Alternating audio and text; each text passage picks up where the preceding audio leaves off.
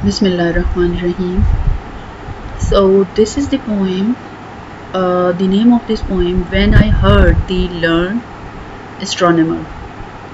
ये learn है, LEARNED, लेकिन ये इसराइल में भी लिखा जाता है, तो इसलिए जो है ये पोइट ने इसको चूज़ किया है इस तरीके से, ठीक है। Learn astronomer bye vault Whitman. तो ये जो पोइम है ये बेसिकली जैसे कि नाम से जाहिर है, एस्ट्रोनॉमर जो मालूमात देते हैं आसमान के बारे में, खलाओं के बारे में, स्पेस के बारे में, तो वो इसके अंदर डिस्कस हुई है। और जो है आगे जब आप मैं इसको पढ़ूँगी आप समझेंगे तो फिर आपको पता चलेगा कि और इसके अंदर क्या है। तो first answer, when I heard the learn astronomer, जब मैं सुनता हूँ, मैं इसको फर्स्ट एक्सप्लेन कर दूंगी फिर उसके बाद मैं इसकी पैराफ्रेजिंग करूँगी। When I heard the learn astronomer, जब मैं सुनता हूँ कि एक काबिल, एक बहुत ज़्यादा जो क्वालिफाइड एस्ट्रोनॉमर है वो क्या करता है, क्या कहता है, ठीक है। When the proofs the figures were range in columns before me, और सारे जो प्रूफ हैं, सबूत हैं, और ये जो मुख्तलिफ़ किस्म के फिगर, टेबल और ये चीज़ें जो हैं ये अरेंज कर दी जाती हैं मेरे सामने, और column arrange in columns before me, और ये बताया जाता है कि ये इस तरह है, स्पेस में ये होता है, ये गैलेक्सीज़ हैं, और ये स्टार्स हैं, ये प्लैनेट्स हैं, ठीक है। तो ये सारी इंफॉर्मेशन जब मेरे सामने खोल दी जाती है, रख दी जाती है, व्हेन आई वाज शोन, जब मुझे दिखाए जाते हैं charts and diagram to add, divide and measure them, और मुझे दिखाया जाता है कि अब ये डायग्राम बनाओ, ये इतनी मेजरमेंट इसकी है, ये इतनी मेजरमेंट इतनी इसकी है, ठीक है। और उसको डिवाइड किया जाता है, और उसकी फिर जाहिर है वो सारा जो टेक्निकल वर्क है, जो मैथमेटिकल स्टैटिस्टिकल वर्क है, वो मेरे सामने रख दिया जाता है और या मुझे दिखाया जाता है। तो आगे पोइट कहते हैं, when I sitting heard the astronomer where he lectured with much applause in the lecture room. और ये सारी चीज़ें जो आती हैं व्हेन आई सिटिंग हर्ड, ठीक है, जब मैं बैठा होता हूँ और लेक्चर रूम में बैठा होता हूँ और एस्ट्रोनॉमर ये सारी चीज़ें बयान कर रहा होता है। कौन सी चीज़ें? ये जो ऊपर सारी बयान की गई हैं, ये चीज़ें वो बयान कर रहा होता है, और बड़े लोग उसको विद मच अपलूज कहते हैं सराहना, अप्रिशिएट करना, और उसको जो है सब अप्रिशिएट कर रहे होते हैं, और वो ख़ुद भी बड़े इंटरेस्टिंगली अपने लेक्चर को डिलीवर कर रहा होता है। तो ये चीज़ें हैं जो वो मैं देखता हूँ और मैं सुनता हूँ एस्ट्रोनॉमर की ज़बानी, ठीक है। तो when I listen to a highly educated astronomer speak and he showed me calculations and numbers neatly arranged in tables, and when he presented graphs and charts explaining how to add, divide and measure the stars, ठीक है। तो ये मैंने आपको उर्दू में explain कर दिया है।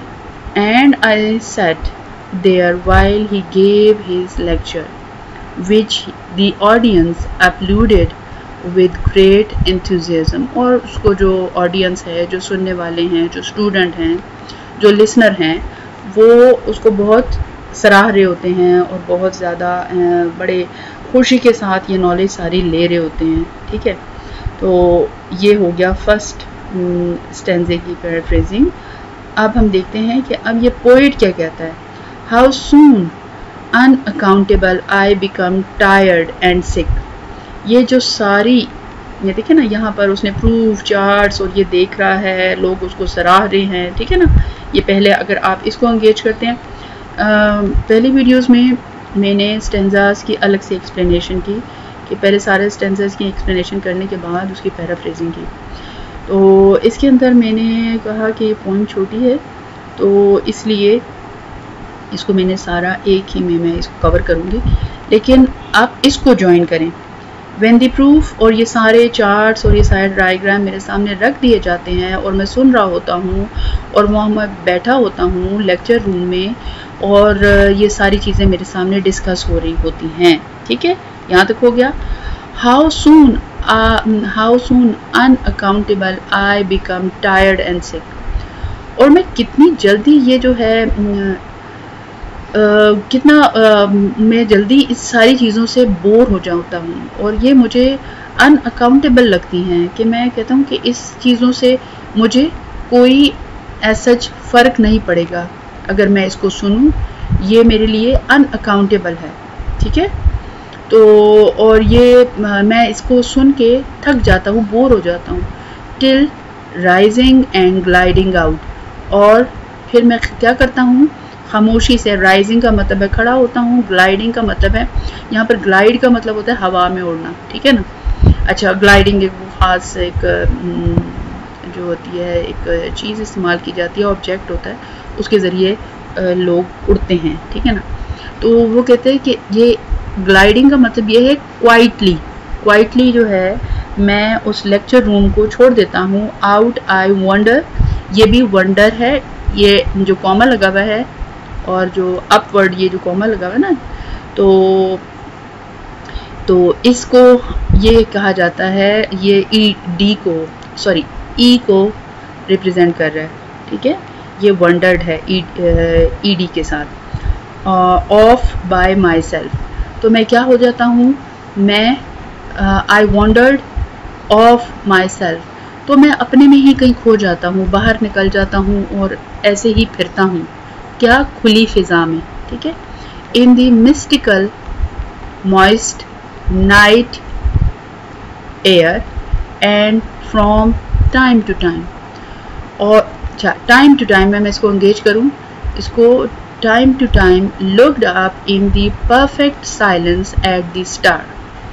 अच्छा, in the mystical moist night air, ये जो मिस्टिकल की है, मिस्टीरियस किस्म की जो ये रात अंधेरी गहरी, और मॉइस्ट का मतलब होता है डैम, यानी जो होती है ना, ये बेसिकली ये वेदर को रिप्रेजेंट कर रहा है। डैम का मतलब मॉइस्चर होता है नाइट में या इस तरह, नाइट एयर एंड रात की खुली फिजा में, and from time to time, और मैं थोड़ी थोड़ी देर के बाद लुक अप, ऊपर की तरफ देखता हूँ, इन परफेक्ट साइलेंस, और बहुत खामोशी के साथ या बहुत खामोशी में, एट द स्टार्स को मैं बहुत खामोशी के साथ देखता हूँ। अब हम इसकी पैराफ्रेजिंग देख लेते हैं।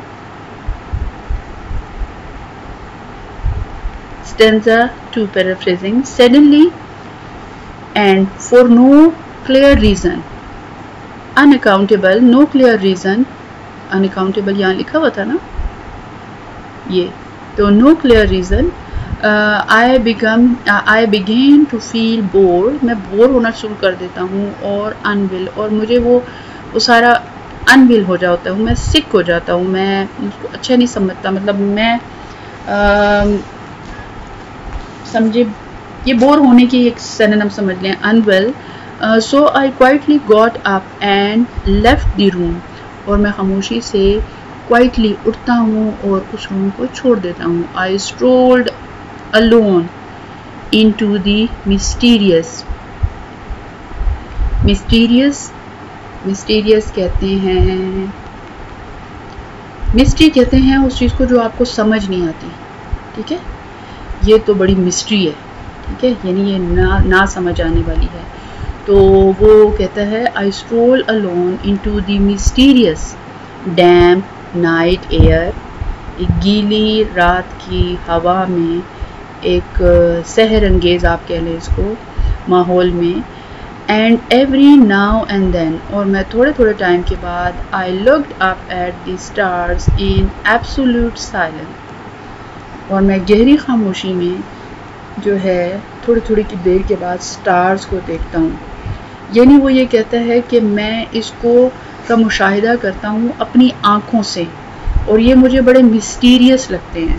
ठीक है, तो ये हो गई इसकी पैराफ्रेजिंग।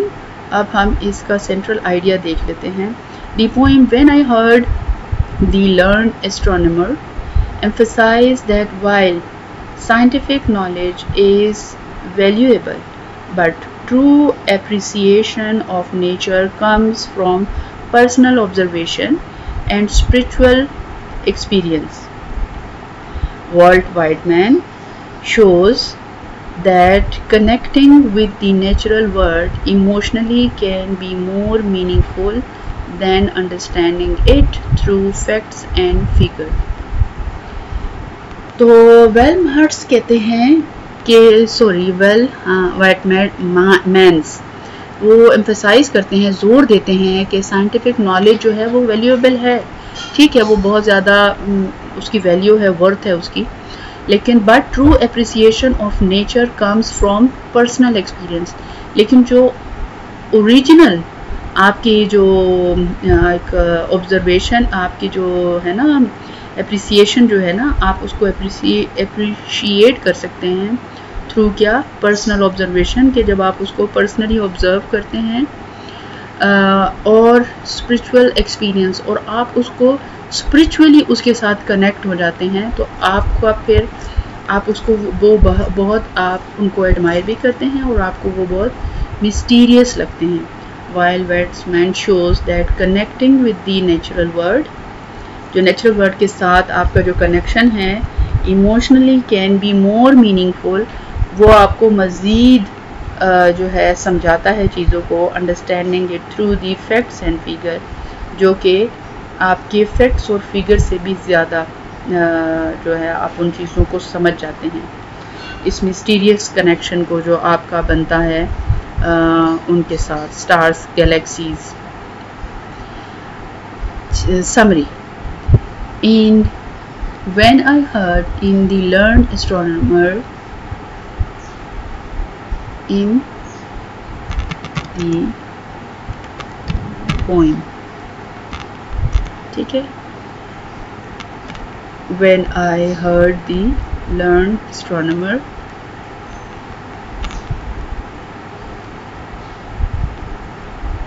वाइट ये वेटमैन जो हैं डिस्क्राइब, थोड़ा सा इसको मैं ठीक कर रही हूँ, अच्छा जी, Walt Whitman describes attending a lecture by a famous astronomer who explained the stars through mathematical data and specific charts, although the audience admire it। ठीक है, वो ये कहते हैं कि ठीक है, ये बात सही है कि जो है मैं जब अटेंड कर रहा था एस्ट्रोनॉमर के लेक्चर को, सारा जब वो बयान कर रहे थे mathematical data and statistical data regarding the stars and galaxies, although the audience admire the presentation, audience admire कर रहे थे इसको, अगरचा कि वो ऑडियंस इसको एडमायर कर रहे थे, speaker felt tired and uninspired, और वो जो स्पीकर था या जो पोइट था वो जो है टायर्ड भी हो गया, थक भी गया, और उसको ये ज़्यादा इंस्पायरिंग नहीं लग रहा था, वो ज़्यादा इससे इम्प्रेस नहीं हो रहा था। ही क्वाइटली लेफ्ट द लेक्चर, उसने लेक्चर को खामोशी के साथ छोड़ा, वेंट आउटसाइड इनटू द काम नाइट, और चला गया काम नाइट, खामोश अंधेरी रात की तरफ, बाहर की तरफ, ओपन एयर में, and looked up at the star in silence, और अपने स्टार्स को देखता है साइलेंस में, खामोशी में। That moment of direct connection with nature gives him a deeper and more personal understanding than any lecture could. और उसने जो उसको एक इस खामोशी में that moment of direct connection, जब उसने इसे direct connection बनाया with nature के साथ, give him a deeper and more personal understanding, तो उसने इसको दी क्या चीज़, डीपर बहुत गहरी, और मोर पर्सनल बहुत ज़्यादा पर्सनल अंडरस्टैंडिंग किसको कहते हैं, समझ दी उसको, देन एनी लेक्चर को, जो कि एनी लेक्चर जो उसको दे सकता था। नीचे मेरे वेबसाइट का लिंक है. I will also share this link in the description, so don't worry about it, and you can get the print from there from my website. Thank you so much, and please subscribe and give me comments if you like, and moreover, if you feel anything else regarding if you have any suggestion, so feel free to write it down in the comment box. Thank you so much.